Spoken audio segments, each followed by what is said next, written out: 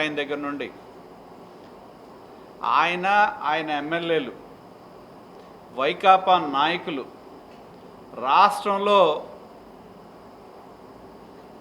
రాబందుల్లాగా పేదల భూములు పలు రకాలుగా వాళ్ళ చేతిలో తీసుకోవడం కానీ వాళ్ళు అధికారాన్ని ఉపయోగించుకొని వాళ్ళ పేర్ల మీద బదలాయించుకోవటం కానీ మనం చూడటం జరిగింది.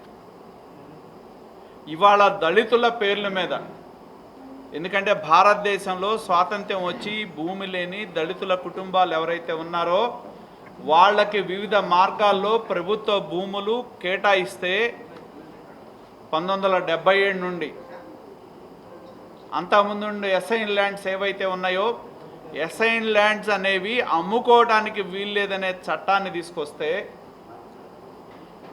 జగన్మోహన్ రెడ్డి ఇవాళ దళితుల పేరు మీద ఆర్డినెన్స్ నెంబర్ 9 తీసుకొచ్చి ఏదైతే దళితులు తమ యొక్క ఆర్థిక అవసరాల కోసం తమకి అసైన్ అయిన భూముల్ని అమ్ముకోవచ్చు, భూములను కానీ ఇళ్ల పట్టాలను కానీ అమ్ముకోవచ్చు అనే ఒక జీవోని తీసుకురావడం, ఆర్డినెన్స్ని తీసుకురావడం జరిగింది.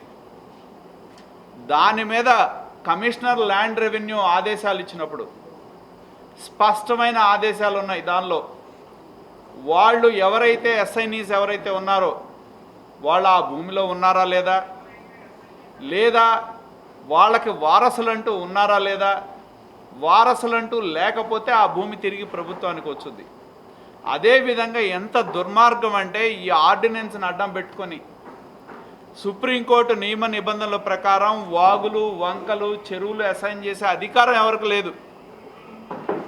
కానీ ఇవాళ అధికార పార్టీకి సంబంధించిన నాయకుల చేతుల్లోకి వాళ్ళు ఎప్పుడైతే గవర్నమెంట్ ఈ జీవోని తీసుకొచ్చిందో, ఆర్డినెన్స్ తెచ్చిందో, వాళ్ళ అధికారంలో ఉన్న వాళ్ళకి ముందే తెలుసు కాబట్టి ఆ పేదల్ని భయపెట్టి బెదిరించి ఆ భూములు తమ చెప్పు చేతలో తెచ్చుకొని వాటిని ఈ జీవో తీసుకురావటం, 22A కింద ప్రొహిబిటరీ లిస్టులో ఉన్న ఈ భూముల్ని తొలగించడం, వెంటనే అధికార పార్టీ నాయకులు బినామీల పేర్ల మీద కొట్టేయటం, వేల కోట్ల విలువైన భూములు ఈ రాష్ట్రంలో ఆ విధంగా కొట్టేయటం జరిగిందని చెప్పి నేను తెలియజేస్తా ఉన్నా. దీనికి ఒక మచ్చుతనకు ఏంటంటే మా దగ్గర అనమర్లపూడి గ్రామంలో మేము మొన్నే పొన్నూరు నియోజకవర్గంలో ఒక ప్రజా షార్ట్ షీట్ని ప్రజల ముందు మొదలు పెట్టడం జరిగింది. 2540 కోట్ల రూపాయల ప్రజాధనాన్ని అధికార పార్టీకి సంబంధించిన శాసనసభ్యులు కిలారి వెంకట రోసయ్య గారు వివిధ మార్గాల్లో ఏ విధంగా మాఫియాలను నడిపి ప్రజా సంపద దోపిడీ చేశారు అని చెప్పి మేము ప్రజల ముందు ఉంచాం. మరి దానిలో ఒక మచ్చుతనుకు ఏంటంటే ఈ అనమర్లపూడి గ్రామం. అనమర్లపూడి గ్రామంలో 1972లో ఆనాడు మనందరికీ తెలుసు, గ్రామాల్లో పెత్తందారులు ఉంటారు, కరణాలు ఉంటారు. విలువైన భూముల్ని తమ చెప్పు చేతలో నుంచి పోకూడదనుకొని 9 మంది చేత మార్కెట్ వాల్యూ పేరు మీద కొంటున్నామని చెప్పి 30 ఎకరాల భూమి అసైన్మెంట్ చేస్తే తర్వాత అది బినామీ అసైన్మెంట్ అని రద్దు చేయడం జరిగింది. 1972 నుండి 2022 వరకు తీసుకుంటే 50 సంవత్సరాల కాలం వివిధ లిటిగేషన్లు హైకోర్టులో నడిచినాయి. 50 సంవత్సరాలు ఆ గ్రామంలో 56 మంది దళితులు ఎవరైతే ఉన్నారో వాళ్ళు కూడా కోర్టులకు వెళ్ళి మాకు సెంటు భూమి లేదు, ఇది బినామీ అసైన్మెంట్స్, మాకు కూడా న్యాయం చేయండి అని హైకోర్టుకి వెళ్తే హైకోర్టు 2011లో స్పష్టమైన ఆర్డర్ ఇవ్వడం జరిగింది జిల్లా యంత్రాంగానికి. ఏమని? ఒరిజినల్ అసైన్మెంట్స్తో పాటు ఈ 56 మంది పేర్లు కూడా పరిగణలోకి తీసుకొని అసైన్మెంట్ చేయండి అని చెప్పి హైకోర్టు ఆర్డర్ ఇవ్వడం జరిగింది. కానీ ఎవరైతే భూస్వామి వర్గం ఆ గ్రామంలో ఉన్నారో, ఎవరైతే బినామీ అసైన్మెంట్ చేసుకున్నారో వాళ్ళు 2011లో మాకు పట్టాదారు పాస్బుక్స్ ఇవ్వటం లేదని హైకోర్టుకి వెళ్తే మరి ఎంఆర్ఓలు రిపోర్టులు రాసినా హైకోర్టు కాంటెంప్ట్ వస్తే 2011-12 మధ్య కాలంలో పట్టాదారు పాస్బుక్స్ ఇచ్చారు. అంటే అప్పటి వరకు గవర్నమెంట్ భూమిగా ఉన్న ఆ భూమి 2011-12లో మాత్రమే వాళ్ళకి పట్టాదారు పాస్బుక్స్ కానీ టైటిల్ డీడ్స్ కానీ వచ్చినాయి. మేము అడిగేది ఒకటే, మరి ఈ జీవో ఆర్డినెన్స్ 9 ఏ విధంగా వాళ్ళకు వర్తిస్తుంది? ఆర్డినెన్స్ 9 ప్రకారం ఏం చెప్తున్నారు? అసైన్మెంట్ అయిన తర్వాత 20 సంవత్సరాలు ఉండాలి అని చెప్పారు. అసైన్మెంట్ జరిగినా పలు సందర్భాల్లో ప్రభుత్వం ఆ అసైన్మెంట్ని క్యాన్సిల్ చేసినప్పుడు దానికి చట్టబద్ధత ఎలా వచ్చింది? వీళ్ళ పేర్ల మీద 2011-12 మధ్యకాలంలో పట్టాదారు పాస్బుక్స్ టైటిల్ డీడ్స్ వాళ్ళకి ఇస్తే ఏ విధంగా ఈ జిల్లా కలెక్టరు, జిల్లా రెవెన్యూ యంత్రాంగం దళితులకి ద్రోహం చేసే విధంగా మరి దీన్ని 22A కింద తొలగించమని ఎలా ఆర్డర్ ఇస్తారని చెప్పి మేము ప్రశ్నిస్తూ ఉన్నాం. ఎందుకంటే గుంటూరు జిల్లాలో చూస్తే మీరు వందల ఎకరాలు అసైన్మెంట్లు ఇచ్చారు. ఈ 100 ఎకరాలు 22A కింద తీసేసి వాగులు, వంకలు, చెరువులు వివాదంలో, కోర్టు వివాదంలో ఉన్న భూములు ఇష్టారాజ్యంగా వాటిని తొలగించి ఈ జిల్లా కలెక్టర్ కూడా శ్రీ వేణుగోపాల్ రెడ్డి గారు దీనిలో భాగస్వాములయ్యారని చెప్పడంలో సందేహం లేదు. ఎందుకంటే ప్రభుత్వం ఆర్డినెన్స్ ఇవ్వటమే తరువాయి అధికారులు, అధికార పార్టీకి సంబంధించిన వాటి రెక్కలు కట్టుకొని ఫైల్స్ నడుస్తాయి. 50 సంవత్సరాలు దీని మీద లిటిగేషన్ నడిస్తే 2-3 నెలల కాలంలో వాళ్ళు 22A కింద తీయటం. మేము ఆ దళిత రైతులతో కలిసి MRO ఆఫీస్ దగ్గర ధర్నా చేస్తే మాకు RDO హామీ ఇచ్చాడు ఆ రోజు, మేము 22A కింద తీయం, ఇది ట్యాంక్ పోరంబోకు, అయినా కూడా అసైన్మెంట్ జరిగింది, దీనిలో కోర్టు లిటిగేషన్స్ ఉన్నాయని చెప్పారు. అప్పుడు మరి జిల్లా కలెక్టర్ ఏ విధంగా దీనికి మినహాయింపు ఇచ్చాడు? జిల్లా కలెక్టర్ సహకారం లేనిది మరి 2011-12లో వాళ్ళకి టైటిల్ డీడ్ పట్టాదారులు వస్తే ఇది ఆర్డినెన్స్ 9కి విరుద్ధం కాదా అని చెప్పి నేను అడుగుతా ఉన్నా. అలాగే స్పష్టంగా ఎస్ఐనీస్ ఎవరైతే ఉన్నారో వాళ్ళకి వారసులు ఉన్నారా లేదనేది చెక్ చేయాల్సిన అవసరం ఉంది. ఎవరైతే ఈ 9 మందిలో అసైన్మెంట్ అయిన వాళ్ళు ఉన్నారో మాకున్న సమాచారం ప్రకారం 3కి అసలు వారసులే లేరు. లేని వారసుల్ని ఉన్నట్టు సృష్టించి వాళ్ళ పేరు మీద ఇవాళ పట్టాదారు పాస్బుక్స్ ఇచ్చారు. ఇది కేవలం ఏంటంటే అధికార పార్టీ నాయకులు ఆర్డినెన్స్ 9ని ఉపయోగించుకొని రాష్ట్ర వ్యాప్తంగా 1000 ఎకరాలు తమ కబంధ హస్తాల్లోకి తీసుకున్నారు. రాబందుల్లాగా ఈ పేదల పేరు మీద, పేదల భూముల మీద పడ్డారు. పేదల పేరుతో పేదల కోసం అని చెప్పి అధికార పార్టీ గద్దలన్నీ కూడా ఆ విలువైన భూములు తన్నుకుపోయినాయి అనే దానికి ఇది ఒక మచ్చు తొనుకు అని చెప్పి నేను తెలియజేస్తా ఉన్నా. ఎవరైతే 9 మంది ఉన్నారో 9 మందికి వాళ్ళు చిల్లర విధిల్చినట్టు మాకున్న సమాచారం ప్రకారం 4 లక్షలు ఒక పేరుకి ఇచ్చి ఈ భూమి మీరు మార్కెట్లో ఇవాళ ఈ 30 ఎకరాలు మీరు అమ్మితే 50 కోట్ల విలువైన భూమి అది. మనిషికి 4 లక్షలు ఇచ్చి 50 కోట్ల భూమిని కొట్టేశాడు మా పొన్నూరు శాసనసభ్యుడు కిలారి వెంకట రోసయ్య, ప్రస్తుతం వైకాపా పార్టీ పార్లమెంట్ అభ్యర్థి.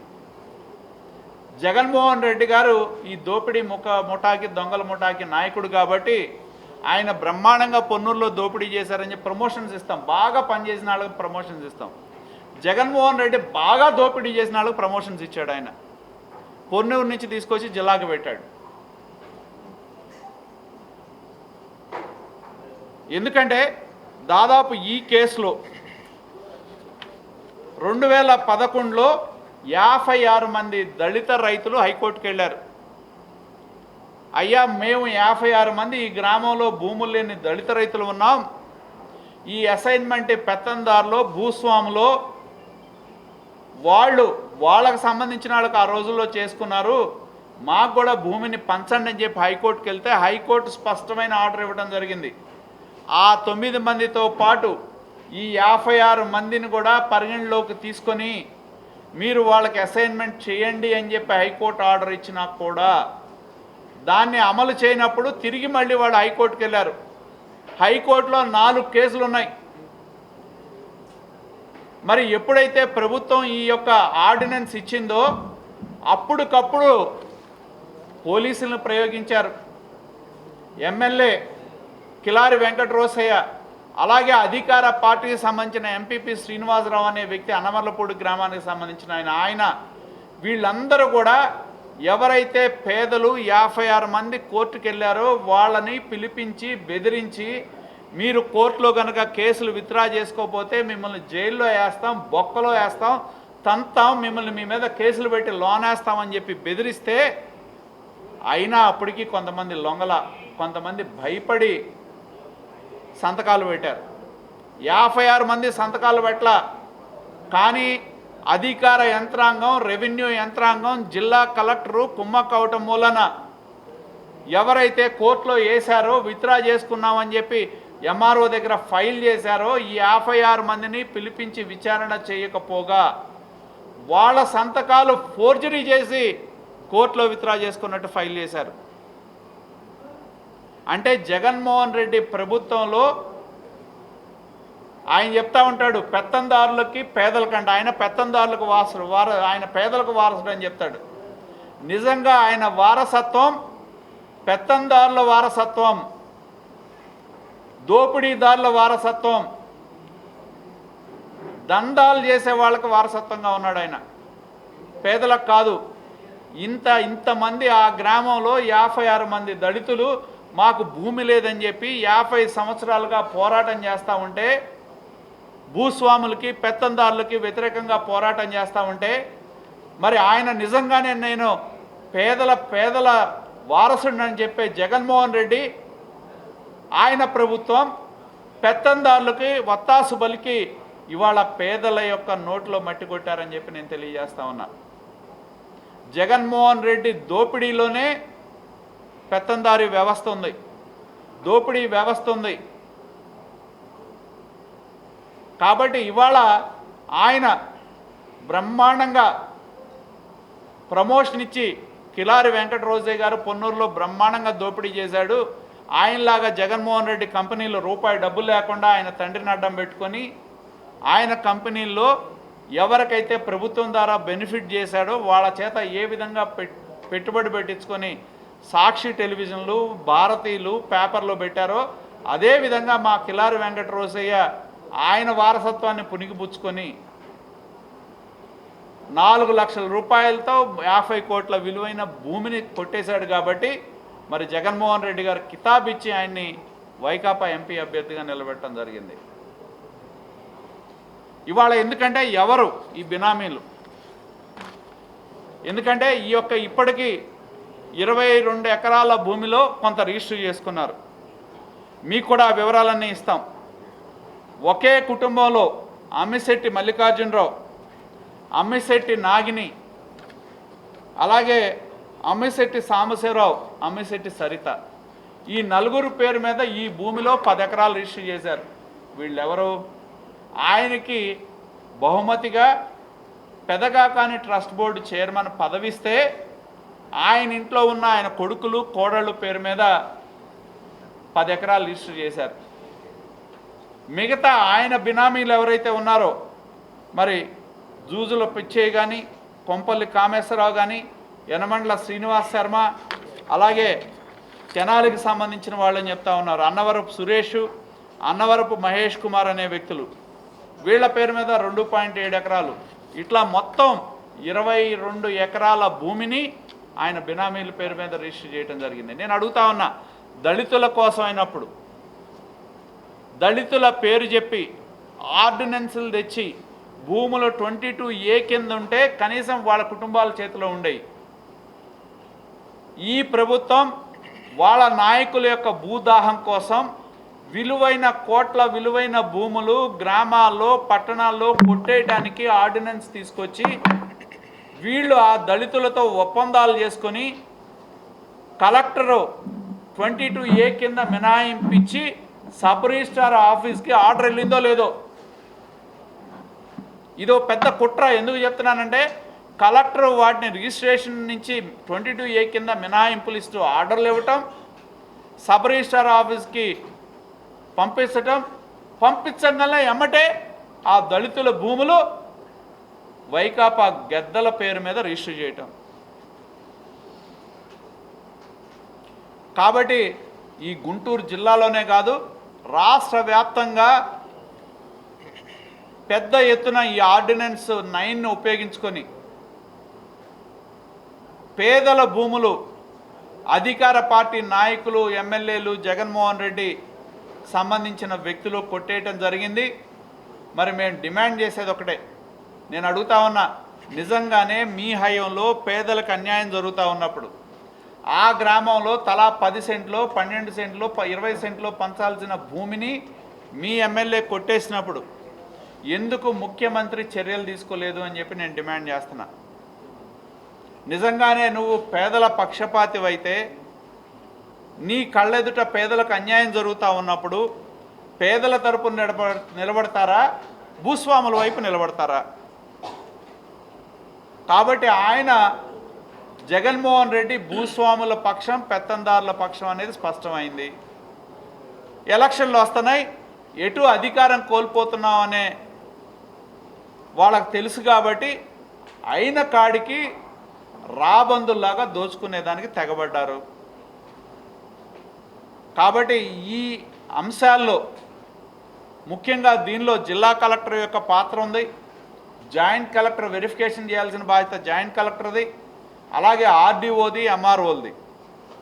వాళ్ళు ఎక్కడ కూడా సంవత్సరాల తరబడి లిటిగేషన్లో ఉన్న భూమిని హడావుడిగా అధికార పార్టీ నాయకులు తొత్తులుగా మారి ఈ పేద దళితుల భూములు ఎమ్మెల్యే బినామీ చేతిలోకి వెళ్ళటం జరిగింది.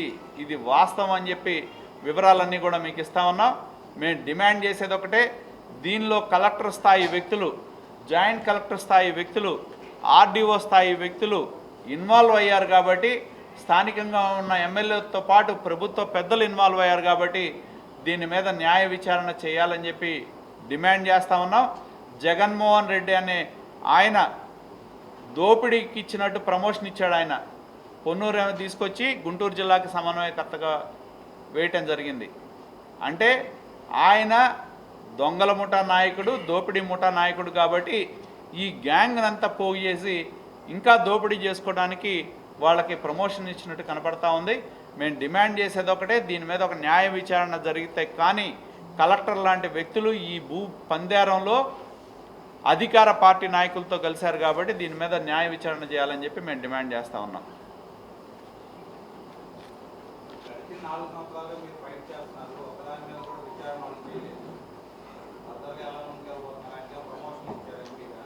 మేము అనేది అదే, మొన్న మేము మైనింగ్ పెడితే మైనింగ్లో ఏమన్నాడు ఆయన, ఏమి జరగలేదు, ఎక్కడ జరిగింది, ఇదంతా దుల్లిపాల నరేంద్రన్ అని చెప్పాడు.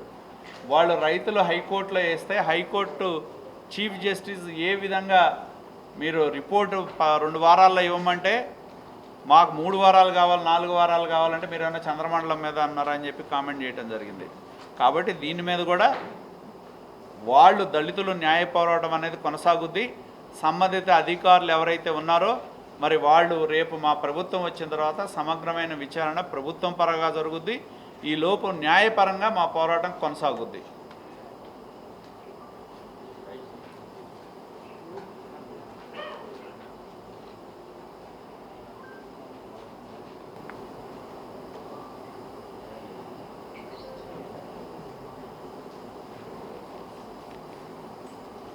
Right, thank you.